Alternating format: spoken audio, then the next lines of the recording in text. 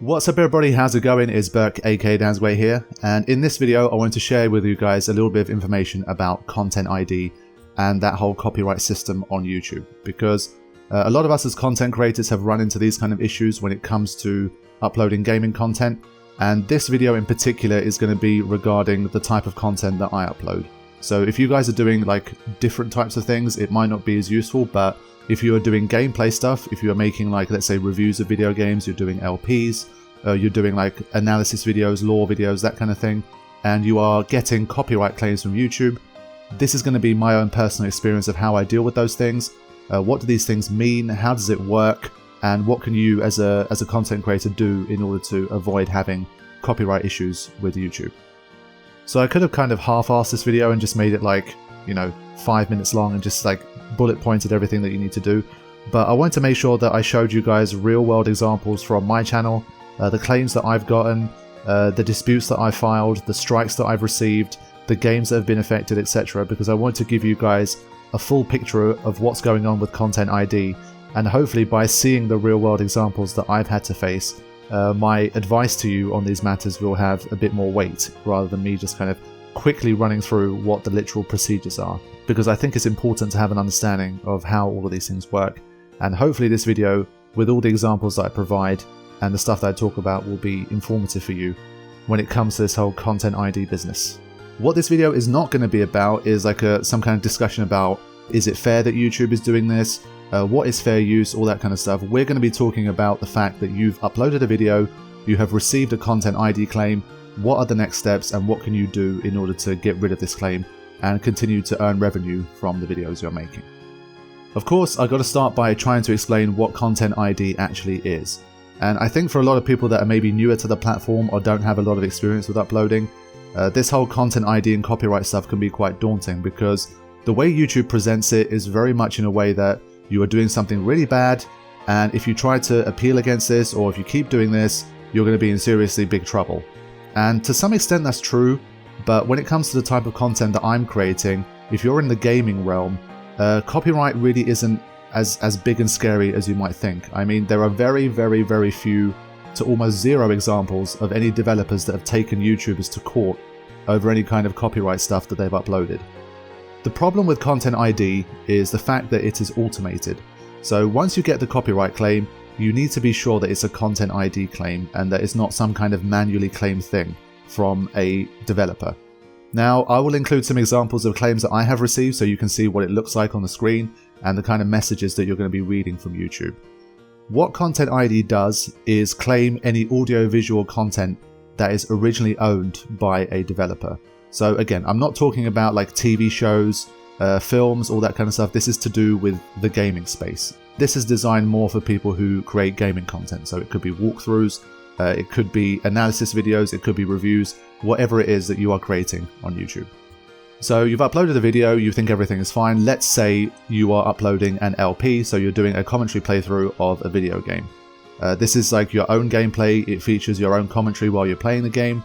It's a transformative experience, because video games are a little bit strange in the sense that you can't really replicate the experience of having a controller in your hand and playing a game with actually watching a video of the game being played. It's not going to be the same thing. Now, what happens with ContentID, and this generally applies for older games, a lot of games that were released after 2015, 2016, they're much less likely to have copyright. But some older games are more likely to have problems when it comes to ContentID. So let's use Final Fantasy 13 as an example, because this is one of the most annoying games when it comes to ContentID on YouTube.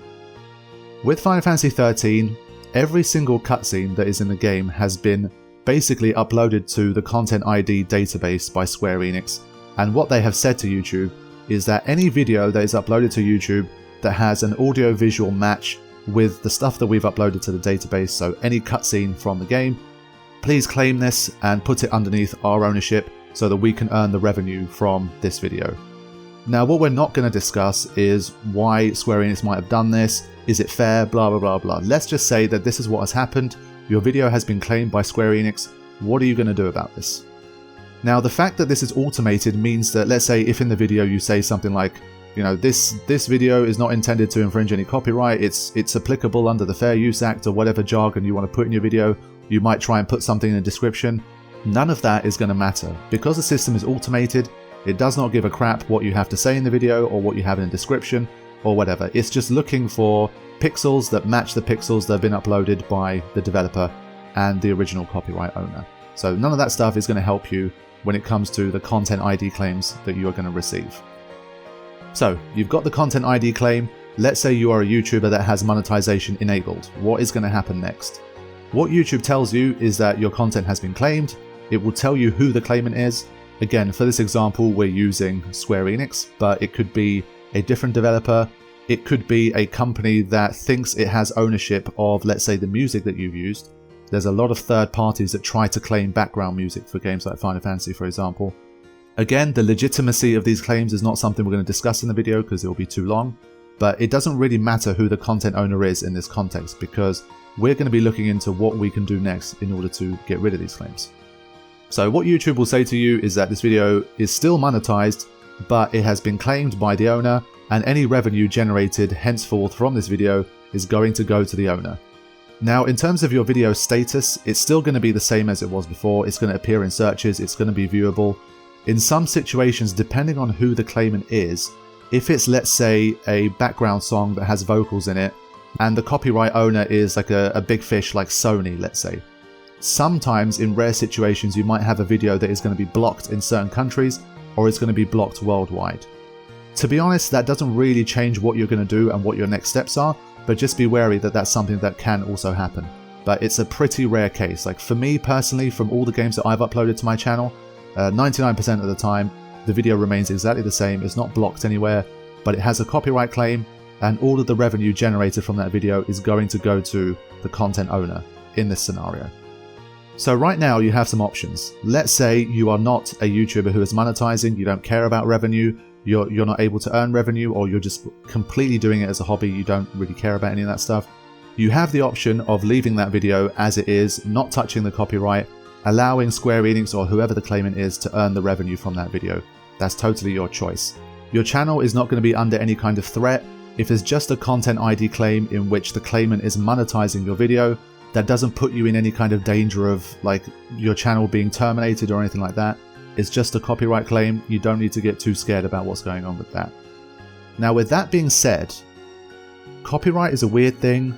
YouTube is a weird site, and policies change, times change, and all that kind of stuff. Me personally, I would always want a channel that has literally zero copyright. Even Content ID claims, I would not want them on my channel because everything's okay now. It might be okay next year. Let's say YouTube brings in a policy where it says any channel that has even a single Content ID claim is no longer eligible for monetization. Currently that's not the case. Like let's say you are eligible for monetization.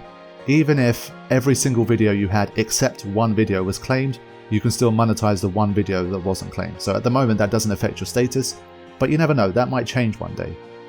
Also, if a copyright holder has a claim on your video, you never know, one day they might decide that they're going to be stricter with these things. And because they've already claimed your video, they might upgrade the status of the claim, and it could be a copyright strike one day.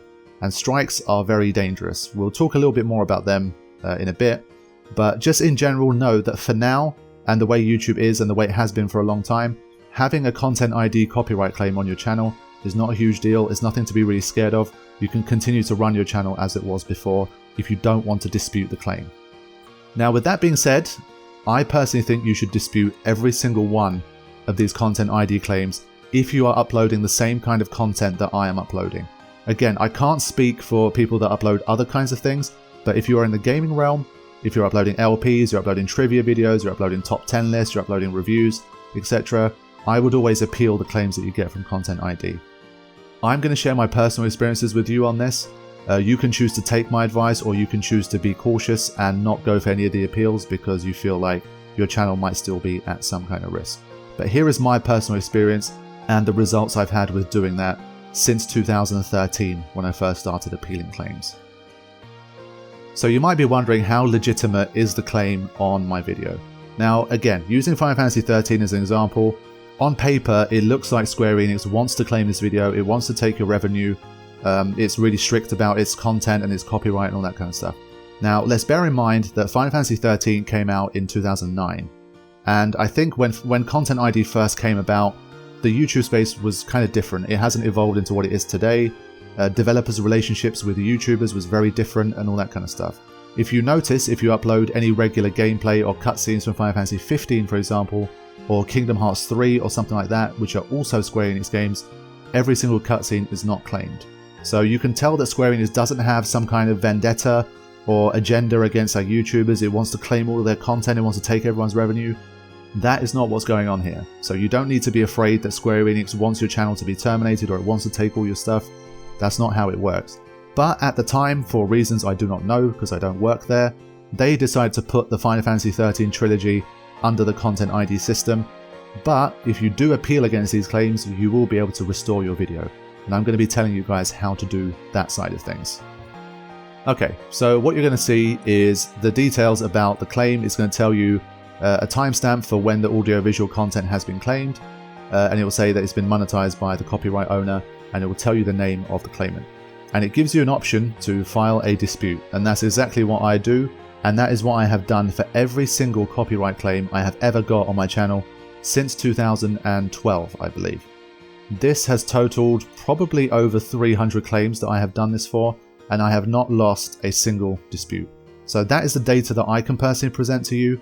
Maybe there are people out there who have had problems. They've tried to dispute some ContentID claims and they've ended up with strikes on their channel or something like that. There is always going to be a risk associated with any of this kind of stuff.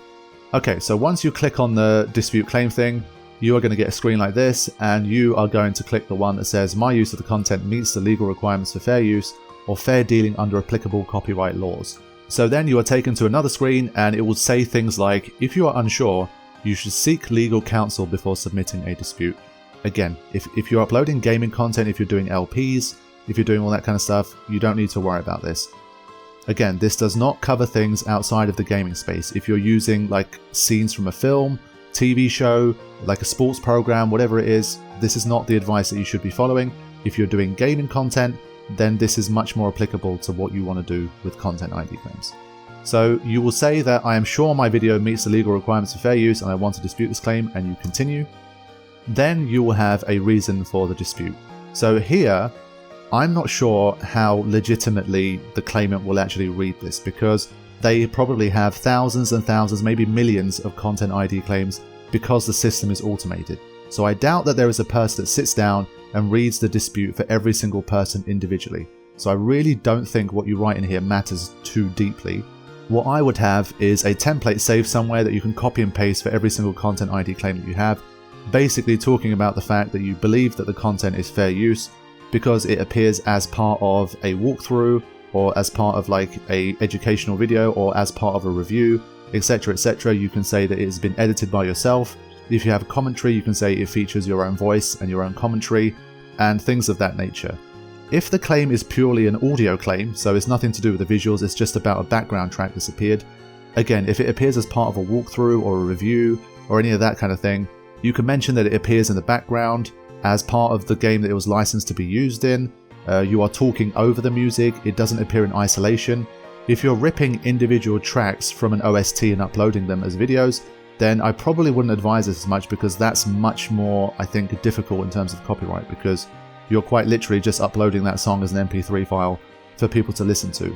But let's say a track appears in part 51 of an LP as a background boss battle music that you can't remove from the game anyway, then that's not really the same thing. So when it comes to music, just mention the fact that it appears in the background, it's not in isolation, it's not designed to compete with the original, blah blah, that kind of stuff. I personally really do not think it matters that much, as long as you're talking about fair use and you're talking about what you are bringing to the equation. So that can be your gameplay, that can be your editing, that can be your own voice, all that kind of stuff. You are trying to imply that this is transformative, it's not presented in isolation, and it's not intended to compete with the original product or the original content. So once you fill this all out, you have to tick these boxes. It says here, I have not knowingly made any false statements, nor am I intentionally abusing the dispute process in order to interfere with the rights of others.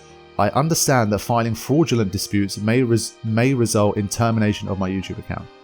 So this kind of text is here to kind of scare you off a little bit. If you're someone that's dealing in an area that is genuinely very well protected by copyright, if you're trying to do something like upload, let's say, films, TV shows, anime episodes, you're trying to upload highlights from broadcasts, sports events and all that kind of stuff, then obviously it's not the same as uploading like a video game review. They're totally different things. So if you're the kind of person that's dealing in those areas, this is something that's designed to really scare you off. Because I'm pretty sure that like TV companies and film studios and stuff are not going to allow you to claim these disputes. So if you're trying to upload the latest like Marvel film, YouTube is going to content ID that shit right away. It's going to block it worldwide. It will probably give you a channel strike as well, because they're really not fucking around with that kind of stuff. But when it comes to what we're doing here, we're making LPs, we're making reviews and all that kind of stuff, you don't need to be scared by this kind of text, because as I've said, you would not have ever seen a YouTube LPer in court over like some content ID claim that they tried to dispute and the company wasn't having it and all that kind of shit. So you don't need to be too scared by what it's saying here. So then you type your full name to serve as your electronic signature, then you continue, and once you do, it will give you a summary of everything that you've written here, and then you click Submit Dispute, and once you've done that, then you are done with your dispute. So now you have disputed your claim, and the claimant has 30 days to respond to your dispute. So depending on how lucky you are, sometimes they return in 24 hours and they say, okay, that's cool, your video is back to its normal status. Sometimes they completely ignore it, and if they have not decided to respond in 30 days, you get your video back anyway. And this is actually quite common. A lot of these claimants, because it's an automated system and they're not legitimately trying to claim and monetize your content, they will not have someone there to deal with these claims. They'll just ignore it, and after 30 days, the claim will be lifted and the copyright status of your video will change back to normal and you'll have your video back. What matters is what's going to happen during these 30 days. So back in the day, it was very difficult to tell what happened to the video during those 30 days in terms of monetization.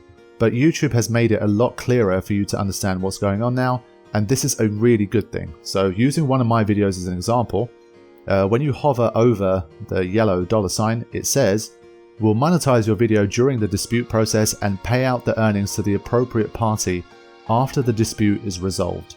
But now in terms of monetization, you don't have to worry. Any revenue made during that dispute is going to come back to you once you get the video back. Let's say you get a claim released.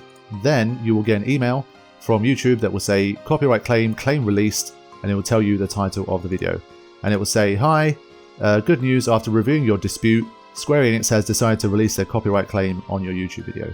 And once that's done, you're all good and you will continue on with your life, and you won't have a content ID problem again with that video. So there's potentially two good outcomes here. The first one is that the claimant really does review your dispute and they reply within like 2 or 3 days and they lift the claim really quickly. Or you have the slightly more annoying variant where the claimant doesn't respond and you have to wait for 30 days for the claim to be lifted. In any case, you will be getting the revenue that you made during that time back. So it's not too big a deal if you are monetizing and you need that revenue to sustain your life and to pay your bills and whatever you're doing with it. So for most of you guys, this is basically where the video ends, because a huge majority of your appeals will be solved in this way and you won't have to go any further than that. So congratulations, you are done with your Content ID dispute. So you might be seeing this and you might be thinking, well, this all seems pretty easy, but surely there's some risk involved here. Like what can happen? What are some of the pitfalls of doing this? I've got a good example of one in which a lot of people would probably be too scared to claim this, and they would probably just leave it alone because they'll be like, this is a big company, this is a known song with vocals, I could get in trouble for this. But I decided to claim this as well. Basically what I did was I created a second account in order to test all of these claims to see what will happen. So if there was any situation in which I was going to get copyright strikes, my channel was going to be terminated, etc., it was going to be a second account that I created just in order to test these things anyway. And having disputed hundreds of videos against loads of different claimants, including some really big names, the channel is absolutely fine. I didn't receive any strikes, and all of the videos that I claimed for, I have gotten back. So again, that's further evidence that it should be fine if you are uploading the same kind of content that I am. So let me go through this example with you. Final Fantasy 13 Part 83 features the ending of the game, and there is a Leona Lewis song during the ending of Final Fantasy 13, the English version. This is like it's a legit vocal track in English that is originally owned by Sony Music Entertainment. So if you see a copyright claim and you see that the claimant is Sony Music Entertainment, and you see that it's a legit song from Leona Lewis, you might be thinking, holy shit, like, I am not going to mess around with this, I'll probably end up getting a strike, and my channel can get terminated and all this kind of stuff. Again, it's totally up to you. If you still feel like it's too big a risk, you can just leave it alone. It's totally up to you. But I disputed this once before in 2013 for my main channel, and I wanted to see if the situation had changed in 2019, so I decided to dispute it again on the second channel. And that's what I did. And what happened was, after 30 days, I got an email saying, after reviewing your dispute, Sony Music Entertainment has decided that their copyright claim is still valid. This is potentially the worst outcome from disputing. So supposedly, Sony Music Entertainment has looked at your dispute manually and said, nope, this content still belongs to us, you're not allowed to monetize this video, the content is claimed by us. Now again, when you think about it, this song appears as part of the game, I didn't add it in there myself afterwards, this is still part of an LP, so let's say the video is 40 minutes long, this is like a few minutes of a 40-minute video in which most of it features my gameplay and my commentary of a game. So it's not me ripping this Leona Lewis track and uploading it as a single like 4-minute video as an MP3 file and all that kind of stuff. So again, I personally felt like there was pretty much no way that they can genuinely try to sue me over this. It's not going to happen. So what you do in this situation is to appeal the fact that they have rejected your claim. So what happens then is that YouTube, again, it gives you some more like dangerous text in order to say that, look, you know, if you mess around with this stuff too much, you're going to get burned, be careful. But again, when it comes to this kind of claim, I was like 99.9% sure that nothing was going to happen. In the worst way, they would turn this into a strike. I appealed the fact that they rejected my claim. And again, it's a waiting process. So you wait once again. Now, I believe once you appeal, they will have to manually check your appeal. I don't think it's an automated system anymore. But when they do check it manually, they will be like, well, okay, this is clearly not a situation that we need to take action over, and they will give you your video back. So even though this was pretty much one of the most dangerous claims that I could have received on my channel, it's just a vocal track, it's owned by Sony Music Entertainment, like this is probably as big as it's going to get for you if you're uploading stuff onto YouTube.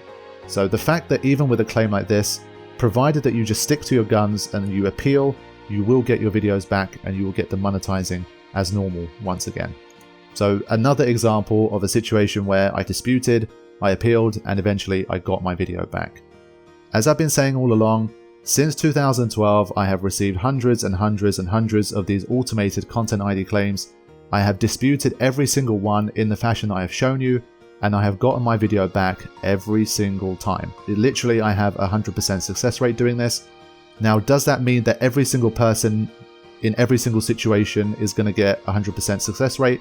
It does not, but I personally think it is always worth trying until you get that first copyright strike that you cannot overturn on the channel. So the final thing I want to talk about when it comes to this is the absolute worst scenario in which after reviewing your second dispute, you end up with a copyright strike. Now, fortunately, I have a good example of this one. This is something that happened to me. I got a copyright strike on my channel, and again, this was a situation that I managed to overturn. So obviously, as I've been saying from the start, it does carry some risk, but I would say of the hundreds of claims that I've appealed against, I've only gotten a strike twice, I think. And with both of the strikes that I received, I appealed these strikes and I got those videos back as well. So basically, I've never had a situation where my video has been permanently removed from YouTube, never to return, and I have permanent strikes that I never managed to overturn. But it is true that I have gotten strikes before. So I'll walk you guys through one strike that I did get and what I did as a result. So it's kind of ironic because we talked about Sony Music Entertainment, and it was Sony Music Entertainment that gave me a strike before. So let's say you have a huge number of videos, you have a claim from Sony Music Entertainment, and it's a pretty small video anyway, you don't care about the revenue, it's not that important to you, maybe it's best to leave it alone, but that's totally your choice. I'll share with you what happened when you take them on and you stay the course, you appeal everything and anything, what happens at the end of it. I got an email which said, after reviewing your second dispute, SME still believes your video violates their copyright. As a result, we've taken down your video from YouTube. Now, this was something from The Last of Us. The Last of Us Left Behind the ending, so it's episode 5. If you check my channel, you will notice that this video is still there, and it still features whatever original music was on the video. So clearly the video is fine. This strike was from a few years ago. I still think that there's an automated element to this. I still highly doubt that someone individually really thought that it was important enough to go in there, to watch the video from start to finish, to play back the audio-visual match, to decide that this was worthy of a strike, and to give me a strike and all that kind of crap. But that's something that I can personally never know. But what I can tell you is that I did receive a copyright strike, which is very, very dangerous. It took my channel up to a total of 2 copyright strikes. The first of which was pretty much an identical claim from SME, which was for The Last of Us for the main game, part 11 of the commentary walkthrough that I did. So both of these copyright strikes were from SME for The Last of Us, and I got both of them back because my Last of Us playthrough is available in all of its glory on YouTube right now. But in the year 2015, they did a ContentID sweep. Those videos got flagged. One of the main reasons why I appealed these was because my LP for The Last of Us, if you include the DLC, was around 30 episodes, and I had claims on a lot of those episodes. I had a claim on the movie versions, of course, and all that kind of stuff, and basically every single claim other than these 2 had already been released. Now when that happens, it's kind of stupid because you think, well, every single part is the same from a copyright standpoint. It's me playing the game, it's me talking about the game and all that kind of stuff. So it's the same claimant, it's trying to claim the same thing, it's trying to claim the Last of Us soundtrack, all that kind of stuff. So if you're releasing all of these claims, then surely there is no way that you're going to try to legitimately take me to court over part 11 and part 5 of the DLC. That just can't be right. And that is why I always have my suspicions about there being some form of automation about these kind of things. I personally think that the older games get, the less likely people are to manually check over things. So what I'm talking about was in the year 2015. I re-uploaded my Last of Us movie version and the DLC movie version in 2019 to see what was going on. Again, I got claims from SME for my Last of Us content, but this time I got my videos back after the first dispute. So these identical claims that caused me strikes in 2015 caused me absolutely no problems in 2019.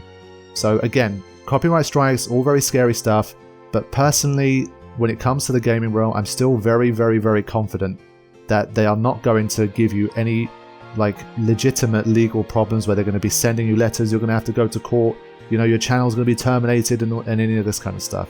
I personally think that you should appeal anything and everything until you get that first strike, which you cannot overturn. So keep going till you get the first strike. Let's say, again, it's the same situation I had in 2015. Let's say I appealed this copyright strike and SME held firm. They were like, no, we are not lifting this copyright strike. You are not getting that video back either. Then you've got to put your hands up and say, well, this is something that I can't touch. Then you just have to accept the fact that you cannot upload that particular thing. You take it on the chin and you basically don't try and upload that thing again. So maybe you cut out that part of the video, you mute that part of the video, or if you don't mind too much, you leave the video alone, you just let SME claim the video and you don't bother trying to appeal it in any way. But until that happens, which is something that has never happened to me, I would personally appeal everything and anything that I can when it comes to the kind of content that I produce on my channel. So, what does it say? It says what to do next. If you believe you're not at fault, you can try to appeal this takedown by submitting a counter notification. Keep in mind there may be severe legal consequences for submitting a counter notification with false information. So the important thing here is false information. Clearly, you're not going to be dumb enough to give them any false information. You're just going to tell them as it is. You're going to say, dude, this is a commentary walkthrough video, and all the things I've mentioned previously about fair use. You're basically repeating the same stuff that you said during your dispute. Basically, this acts as a bit of an ultimatum. So if you have a strike and you file a counter notification, basically YouTube says to these guys, look man, either you are going to take some serious legal action against these people, or you are going to let them have their video back. I filed a counter notification, I said exactly the same thing. When it's a strike, I also add in the fact that if there is genuinely a human being that is reading this and that is analysing whether this video is worthy of a strike or not, I say to them, I drop them my email address and I'm like, please contact me personally if there is a legitimate copyright issue and I will delete this. Because If obviously Sony Music Entertainment send me a personal email and say, look, regardless of whatever your reasoning is, this is the policy, you cannot have this background music in your video and monetize at the same time, it's just not going to happen, then obviously I'm not an idiot. I will take this to mean that, yes, okay, they will fuck me up if I try to pursue this further, and I just won't have that background music in the video. But when it's through this ContentID system, I will battle it to the end, and as I've said many times, I still haven't lost as a result of this, and the video that's in question is still on my channel, it's still absolutely fine, and I haven't received any further copyright strikes, despite the countless other claims that I've had to deal with since I got this particular one. But like I said, your mileage may vary. If this is something that you're just too scared to deal with and you absolutely do not want any risk of a copyright strike, the best advice for this kind of thing is to appeal the original. If they reject your first dispute, then you have to sit down and decide, is it worth potentially getting a strike? Over 90% of the time, when you do your second appeal, you're not going to end up with a copyright strike. They will just leave your video alone. Either they won't respond and in the next 30 days you'll get your video back, or they will manually respond and give you your video back. But in some small cases, like what happened with this Last of Us video, you will end up with a strike. So you have to approach it at your own peril. If it's not going to be worth it, then I would probably just leave it alone and just let the copyright claim stay on the channel. But if you're a little bit stubborn like me and you know that in reality there's almost zero risk of any legitimate legal action being taken, then you go for it and you will get your video back as a result. So when it comes to the ContentID situation, let me just summarize everything I've talked about. First action is be absolutely sure of the fact that this is a ContentID automated claim. I am pretty sure that if your claim is manual, YouTube will tell you that it's not a ContentID claim, it has been manually flagged by someone who works for the developer or the company that is in charge of this copyright. Those are two different scenarios. This video only covers automated ContentID claims of the type that I would have shown you throughout the video. Once you've received the claim, dispute it as soon as you see it. Put in the template text about fair use and the fact that this is your own gameplay, or this is your own commentary, or this is your own analysis and all that kind of stuff. Just share the fact that you believe this to be fair use. Just put like 3 or 4 lines worth of descriptive stuff about why it's fair use. Once you have filed that dispute, sit back and wait. Either your claim is going to be released within a few days, or you're going to have to wait 30 days. Once the 30 days is over, you're going to get your content back and everything is going to be as it was before. Let's say after 30 days you have a situation in which the dispute has not been accepted, then you have a choice. Me personally, based on every piece of experience I've ever gathered about this, I would appeal that dispute with the same reasoning as before. And once you have appealed that dispute, again, one of two things is going to happen. 99% that video is going to be released and everything is going to be back to normal. A very, very, very small chance that they're going to reject your appeal and it's going to turn into something more serious. If it does turn to something more serious, you have one of two choices again. Either you take it on the chin and you wait for 6 months for the strike to expire, or you appeal the strike as well. Again, me personally, with everything that I've experienced, I would appeal the strike and see what happens. Usually the worst thing that happens is that they reject your appeal for the strike and you get stuck with the strike on your channel for 6 months. The strikes that I have had on the channel have been lifted once I appealed them. If they are not lifted, then you have to deal with the strike for 6 months. And during those 6 months where you do have a strike on the channel, what I would personally do here is continue to appeal any future ContentID claims that you get. But if after 30 days you get the email saying that the content owner has rejected your dispute and they are still claiming ownership of the video, I personally would not go any further with that one, because you don't want to have the second strike on your channel. So just leave that one alone. And the best thing that you can do in this situation is, if you're not going to go for the copyright strike counter notification, is to go back to the editing room. Whatever offending audio-visual content is in your video, then you're going to have to remove that and re-upload it in a different form. So if it's a really important video, you've spent a lot of time working on it, you had high hopes for it, whatever the reasoning is, once that video has been struck and it's been taken off of YouTube, if you are not going to appeal it, that video is not coming back. So the only thing you can do is remove whatever caused it to get struck down in the first place. So that's unfortunate. It's low risk, there's a low probability of that happening with the kind of content that we're producing, but to say that it's impossible for that to happen would be wrong, because I'm sure it has happened to people before, but it's highly unlikely. I would definitely go for the appeal when it comes to the strike.